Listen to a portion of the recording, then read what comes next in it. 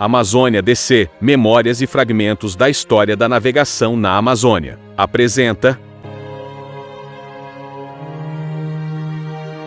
a empresa de navegação Booth Line, edição histórica da maior companhia de navios de cargas e passageiros, que deixaram um grande legado na história da Amazônia. A empresa tornou-se a Booth Steamship Company em 1881, operando um serviço de vapor para o norte do Brasil, que se beneficiou do comércio de borracha em expansão e do transporte de emigrantes. A empresa também desempenhou um papel importante no comércio marítimo durante as duas guerras mundiais. Posteriormente, expandiu-se para incluir serviços de passageiros, especialmente entre Liverpool, no Brasil, e os portos ao longo do rio Amazonas. A Booth tornou-se uma operadora líder de navios a vapor no rio Amazonas, conectando as cidades do interior do Brasil à rede global de navegação. Os navios da empresa foram especialmente projetados para lidar com as águas rasas e as condições tropicais do rio, por onde se engravam por mais de 100 anos. Viajem conosco no tempo e conecte sem moderação memoráveis acontecimentos da história da navegação na Amazônia.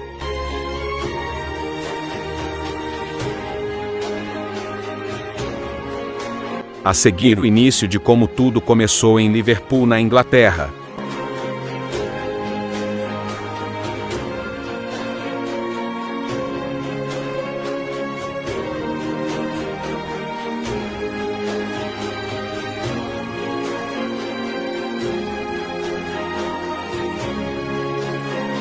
No ano de 1900, começo do século XX, Manaus era uma metrópole rica e em transformação, impulsionada pelo ciclo da borracha, com uma população superior a 50 mil habitantes, infraestrutura moderna recém-inauguradas e outras em andamento como o Teatro Amazonas e os bondes, e uma arquitetura inspirada no urbanismo europeu. A cidade vivia o seu período áureo da borracha, um tempo de grande prosperidade econômica e desenvolvimento, com projetos de modernização urbana implementados sob a gestão do governador Eduardo Ribeiro. Contudo, antes disso, na última década do século XIX, entre 1892 e 1900, a capital amazonense passou pela fase da instalação, com melhoramentos urbanos e um grande número de obras, entre construções de palácios, pontes, edifícios públicos e particulares. Nesse ritmo de embelezamento e melhora na higiene pública, o governador assumiu o compromisso de transformar a cidade em um modelo europeu de arquitetura e urbanismo. Segundo o historiador Pedro Marcos Mansur, o modelo de urbanização que Manaus recebeu é inspirado no modelo do Barão de Haussmann, responsável pelo modelo projetado em Paris. Em suma, Manaus em 1900 era uma cidade com um padrão de vida elevado e uma estrutura urbana que a diferenciava, sendo um reflexo do auge econômico e da influência do período. Foi nesse contexto que a nova frota da empresa inglesa Booth Line surgiu com gigantes navios para a época e seguiu com sucesso até o fim de seu itinerário, devido aos devaneios do setor perder espaços para a aviação comercial, mais rápido e eficiente nas viagens, além de outros fatores socioeconômicos.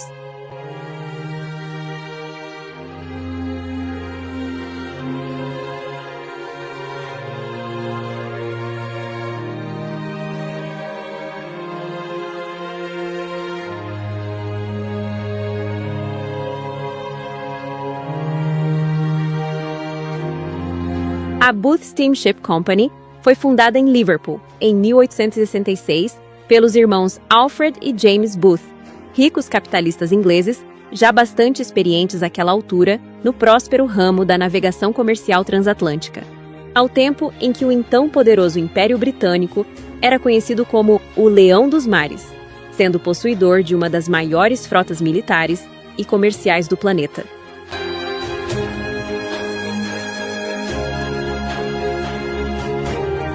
A navegação regular da companhia para a Amazônia remonta ao ano de 1882, com base na Lei Provincial nº 512, de 30 de abril de 1881, mediante subvenção do governo amazonense de 10 contos de réis por cada viagem realizada, a cada 4 meses. Nessa época, a borracha extraída dos seringais amazônicos passou a ser uma das commodities mais cobiçadas e lucrativas nos mercados internacionais, graças ao incremento da nascente indústria automobilística, o que atraiu o interesse dos magnatas britânicos.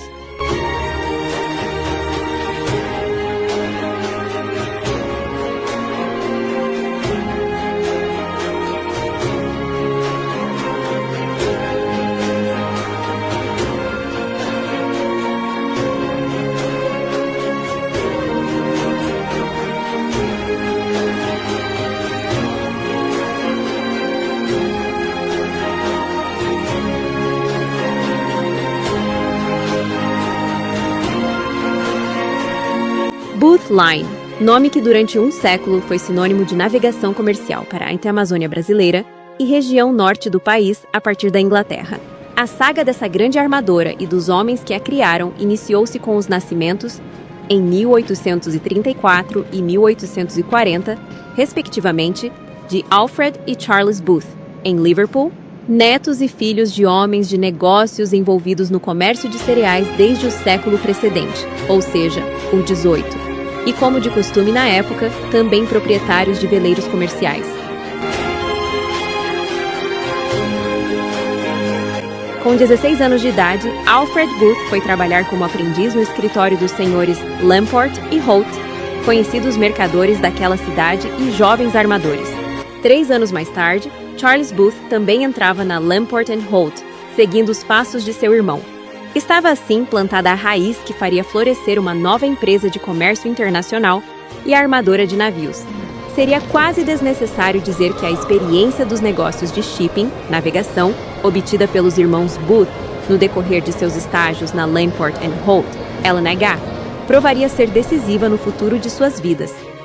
Aceitando o convite de trabalho feito pela Rathbone & Company, uma das mais importantes empresas de comércio internacional de Liverpool. Mais uma vez, e um pouco mais tarde, seu irmão Charles Booth o seguiria.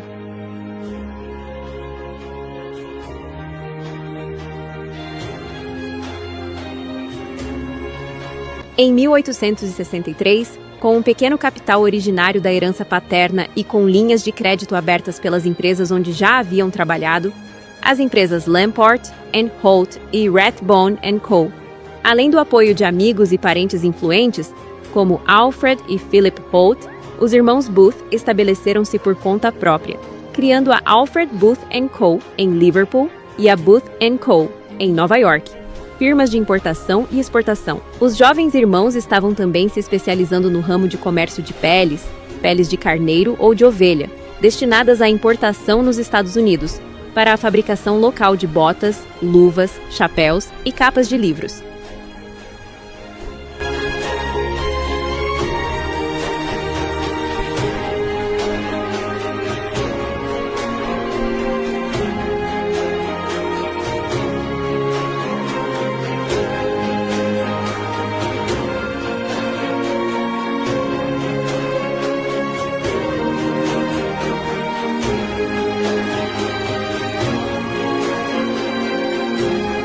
Desejo incubado. A inauguração, em 1863, das atividades marítimas da Lamport & Holt para a América do Sul foi o estopim que incubou nos irmãos Booth o forte desejo de se tornarem armadores, tal qual os primos Alfred e Philip Holt, da L&H. A febre que os invadiu neste sentido nunca mais diminuiria, e já a partir de 1864, os irmãos Booth haviam decidido entrar, como pioneiros, no transporte marítimo a vapor entre Liverpool e 3 portos da região norte do Brasil, por onde se escoava a produção local de algodão. Os nomes desses portos eram Ceará, Maranhão e Pará.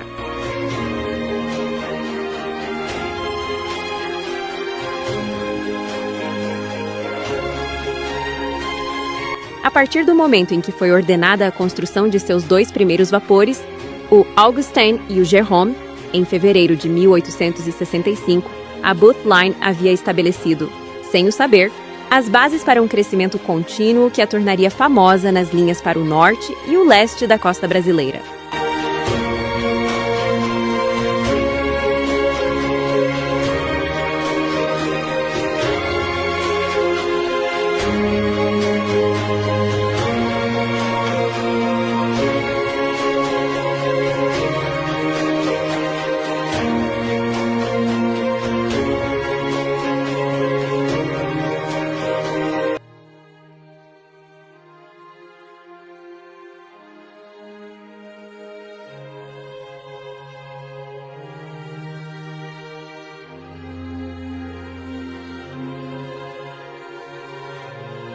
Só veleiros. A viagem do Augustine para esses 3 portos constituiu-se, assim, a primeira, em absoluto, feita por um vapor, já que até então somente grandes veleiros serviam às regiões da costa norte do Brasil. Interessante o fato de que o próprio Charles Booth participou da viagem inaugural do Augustine. Em 15 de fevereiro de 1866, o Augustine, de apenas 1.056 toneladas de arqueação bruta, TEB, zarpou de Liverpool sob o comando do capitão John Jackson, com destino ao norte do Brasil de então. Em seus porões, levava, além de 571 toneladas de carvão como próprio combustível, outras 57 toneladas de carga geral, bens de consumo, máquinas para os ricos comerciantes e fazendeiros das 3 regiões, cearense, maranhense e paraense, produtoras de algodão.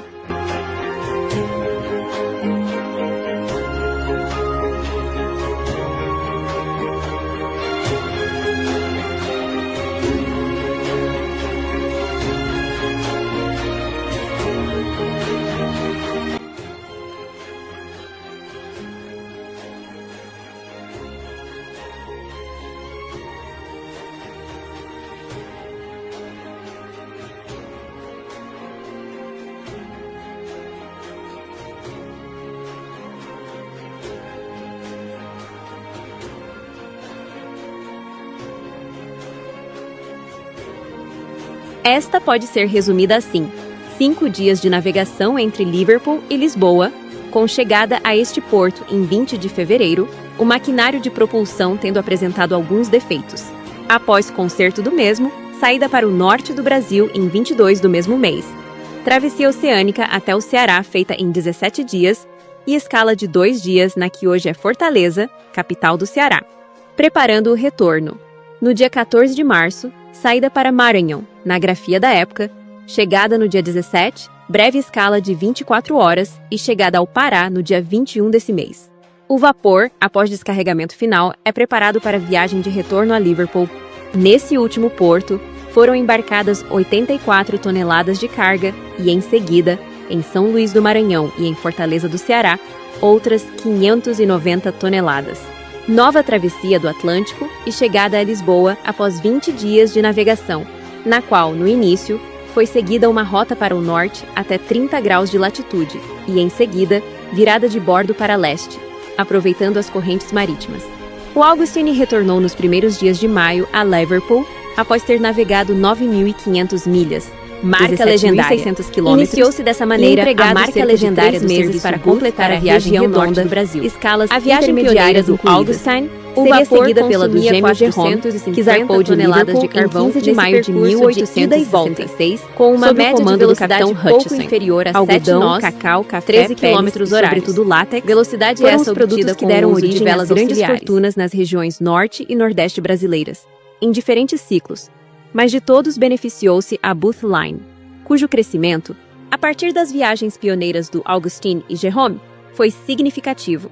No período de 50 anos, entre 1864 e 1914, a armadora tornou-se proprietária de 58 vapores, chegando a ter, no início deste século, NE, século XX, uma frota de 15 embarcações de grande porte. Só no período 1881-1914, a Booth obteve um lucro líquido de 2,5 milhões de libras esterlinas.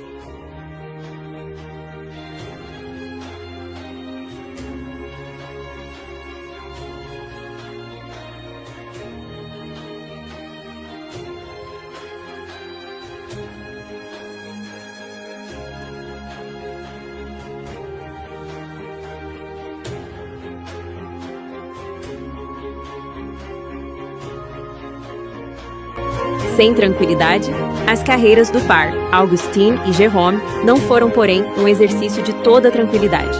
Decorridos apenas 9 meses de suas entradas em serviço, tiveram de ser recolhidos ao estaleiro construtor para substituição completa das caldeiras. Estas apresentavam problemas técnicos que afetavam o sistema de alta pressão do maquinário de propulsão e resultavam em altos consumos de carvão que também provocavam preocupações.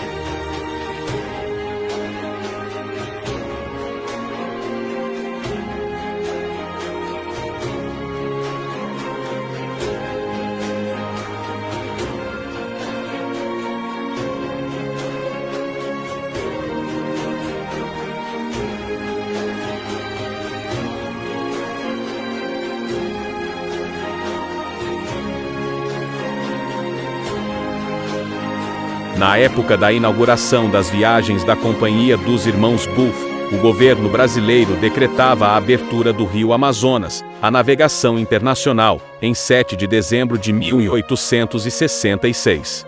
Foi a culminação de um processo de negociação extremamente delicado entre o governo brasileiro e diversos países interessados na livre navegação do gigantesco rio. O fantástico monumento atual, localizado na Praça do Largo de São Sebastião, no centro de Manaus, foi erguido em 1899 e inaugurado em 1900, em comemoração pela liberação dos portos e rios da Amazônia às nações estrangeiras, em 1866. Substituído o antigo memorial em forma de obelisco erguido em 1867.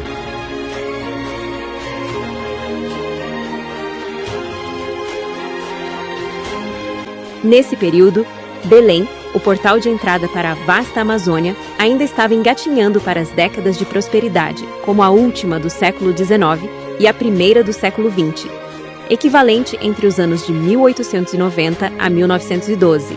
Assim como Manaus no Amazonas, o desenvolvimento urbano só foi possível graças à exploração da navegação na região, que possibilitou a acessibilidade a áreas antes isoladas. Primeiramente, esta tarefa foi dada ao magnata brasileiro Irineu Evangelista, o Barão de Mauá, que fundou a primeira companhia de navegação da Amazônia e iniciou a construção da ferrovia Madeira-Mamoré, destinada a transpor a parte encachoeirada do Rio Madeira. Estas iniciativas impulsionaram o desenvolvimento das principais cidades da região, entre elas Belém, Manaus e depois Porto Velho. Contudo, somente a partir de 1890 é que esse processo se consolida.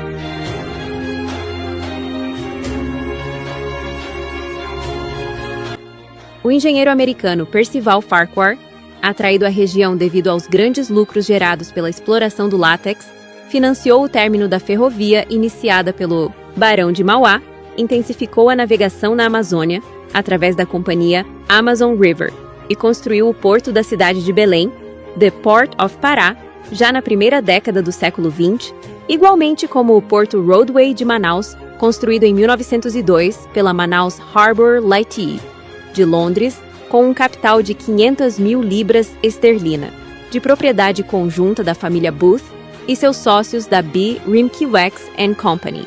Nas duas últimas décadas do século XIX, a companhia Booth era a principal força comercial e econômica de Manaus.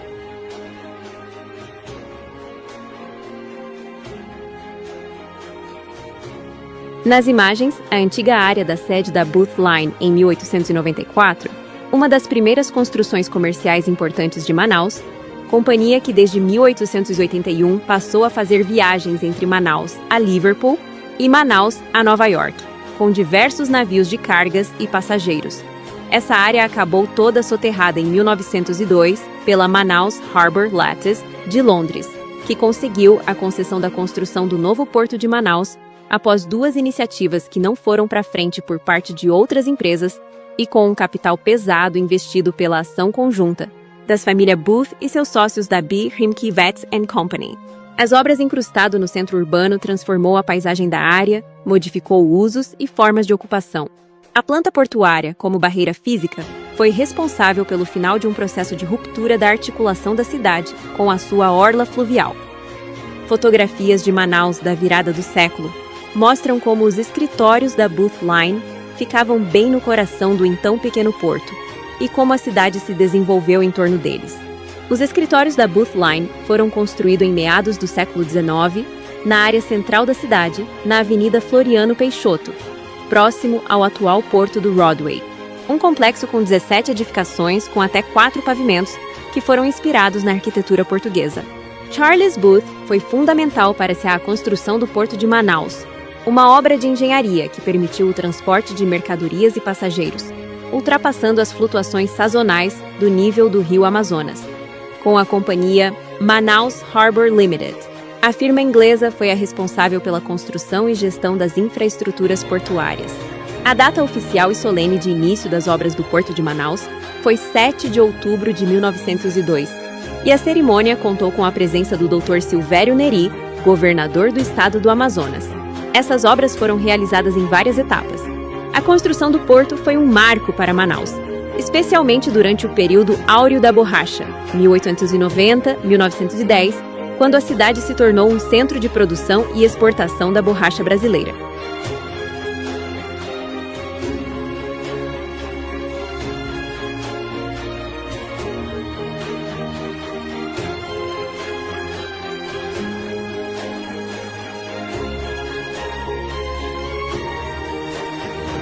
Após a abertura da nova companhia, Charles Booth comprou 2 navios à vela, tipo escuna, para fazer viagens com carregamento de materiais de alta periculosidade, como pólvora e mantimentos para revendas na região de Belém. Foram as primeiras embarcações a fazer o trajeto a partir dos Estados Unidos, além da linha tradicional por segurança. Os veleiros tipo escuna se chamavam Bessie Dodd, adquirido pela Booth Line em 1887, servindo a empresa até ser negociado em 1882 para a companhia Preston Shipowners, de Preston. O segundo veleiro se chamava Carrie Dingle, fazendo viagens entre 1881 a 1885, quando foi transferido para a Red Cross Line.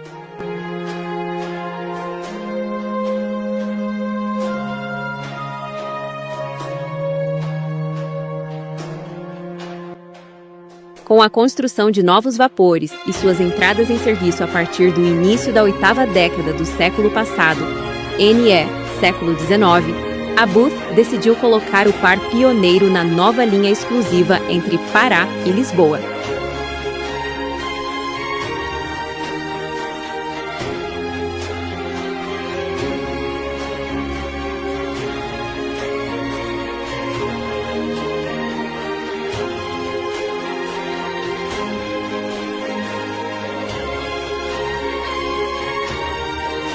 Expansão.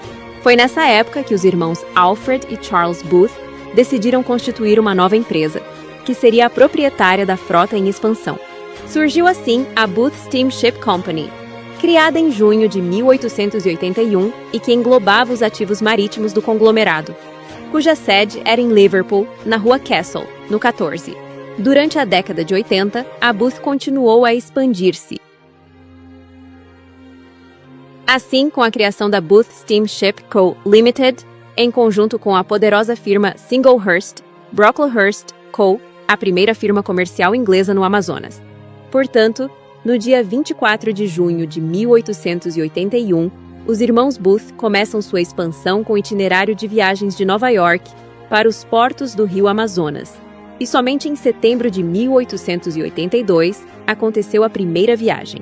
A carga de exportação era de mercadorias em geral e máquinas, e voltando com madeiras nobres, castanhas, juta, produtos tropicais primários e toneladas de borrachas, e se a carga de retorno fosse insuficiente, uma escala era feita em Galveston, no Texas, para carregar algodão.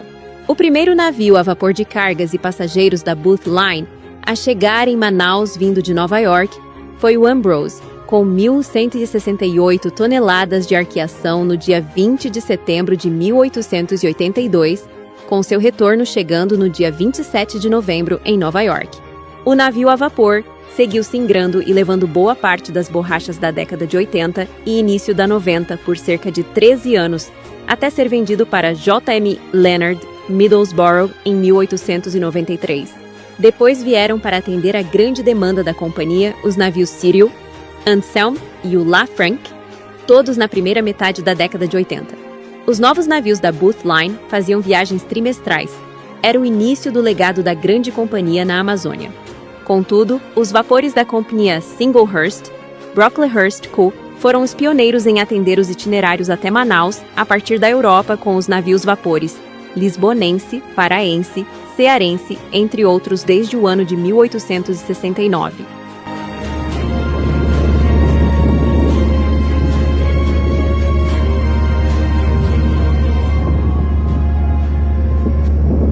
Envelhecido pelo tempo e ultrapassado tecnicamente, foi colocado à venda.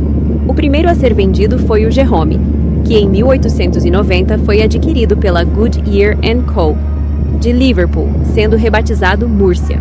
2 anos mais tarde, foi o Augustine a trocar de proprietário. Foi adquirido pelo armador Francesco Passi, baseado em La Valletta, Ilha de Malta, que decidiu conservar-lhe o nome e que o empregou no tráfego marítimo mediterrâneo. Foi numa dessas tantas viagens no mar Mediterrâneo que o Augustine chegou ao seu fim. O pequeno, valente vapor, pioneiro nas águas do rio Amazonas, foi encalhar, na tarde ensolarada de 2 de março de 1906, na costa do Golfo de Sidra, próximo ao porto de Benghazi, na costa leste da Líbia, poucas horas após ter deixado esta localidade com destino a Trípoli. Sua recuperação sendo inviável do ponto de vista econômico, o Augustine foi abandonado pelo armador às intempéries naturais que completariam sua destruição pelo tempo. Em 1885, era proprietária de 9 navios, totalizando 1.000 tab. 10 anos mais tarde, de 11 vapores com tonelagem total de 17.000 tab.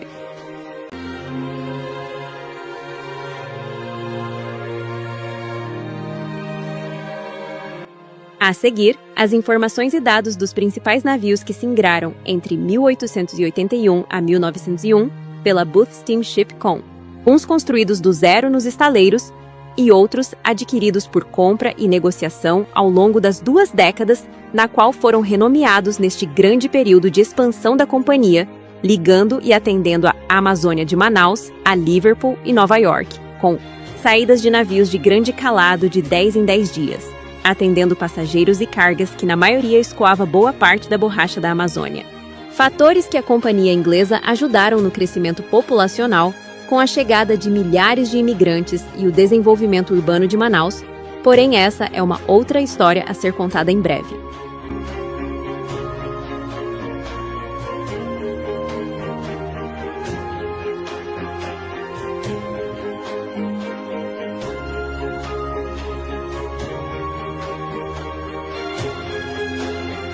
Depois do Ambrose, um dos primeiros e o maior do século XIX da frota Booth, até a nova fusão das companhias que singrou as águas do rio Amazonas entre 1881 a 1901,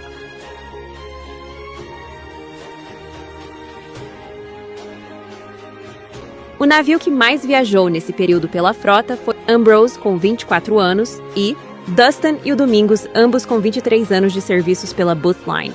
Outros navios de destaque ainda pela Booth Line Steamship Co. foram o Augustine, segundo com 3.849 toneladas brutas, ex-navio Grand Holy Castle, adquirido em 1896 com viagem até Manaus, renomeado em homenagem ao pioneiro Augustine I.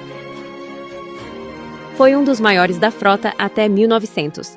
Serviu a companhia até 1912, quando foi vendido para Harris & Como Ltd, de Falmouth, por 8.250 libras, depois sucateado. Navio Jerome II, substituído também o pioneiro, porém com itinerário até Manaus.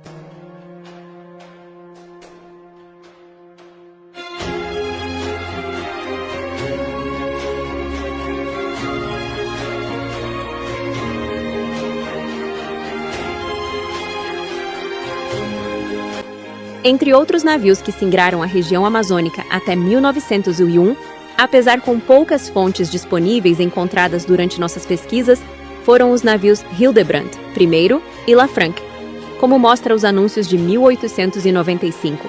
Foi nesse ano de 1895 que também a frota da Booth Line daria um passo enorme de sua demanda. Na década de 80 foram também destaques o navio Justin I de 1.774 toneladas, ex-navio Ponca, comprado em 1890 da Mediterranean and New York SS Co. Renomeado Justin, singrou até 1898, quando foi vendido para G. Beck & C. Dunkirk. Navio Anselm I com 1.562 toneladas, singrou de 1882 até 1898, quando foi vendido para a W. A. Powell & Co. de Liverpool. Navio Cirilo, de 1.190 toneladas, ex-navio Pacacho, comprado em 1884 da Brasil SS Co. de Liverpool para Booth Line. Foi renomeado Ciril e singrou as águas do rio Amazonas até 1897, quando foi vendido para a empresa Navegação Grã-Pará, de Belém, e renomeado Bragança.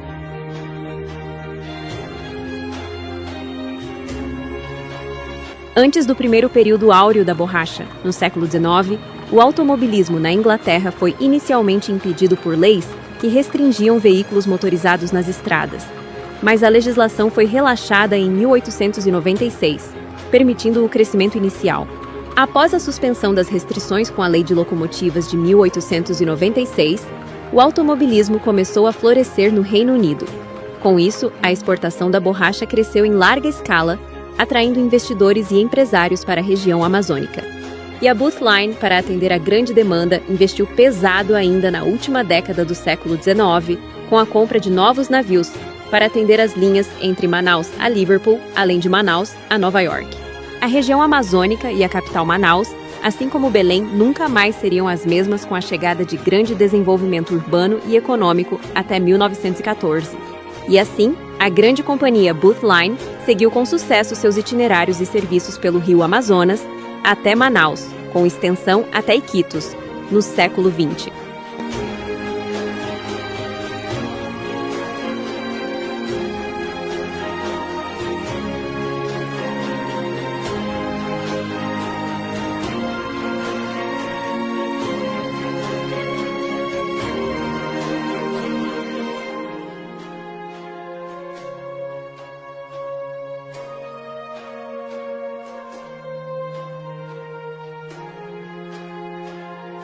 Resumo desta edição durante as 3 últimas décadas do século XIX. A empresa Booth Line fez primeiramente o itinerário entre os anos de 1869 a 1871, atendendo entre Liverpool ao Maranhão, além de Belém, chamado de Pará na época. Entre os anos de 1871 a 1901, os itinerários dos navios passaram a atender Liverpool, Lisboa, Belém até Manaus, com extensão em 1897 para Iquitos. E durante os anos de 1882 a 1901, a companhia passou a atender os itinerários entre Manaus, Belém até Nova York, extensão em 1897 até Iquitos, fechando então o primeiro legado da companhia inglesa na Amazônia.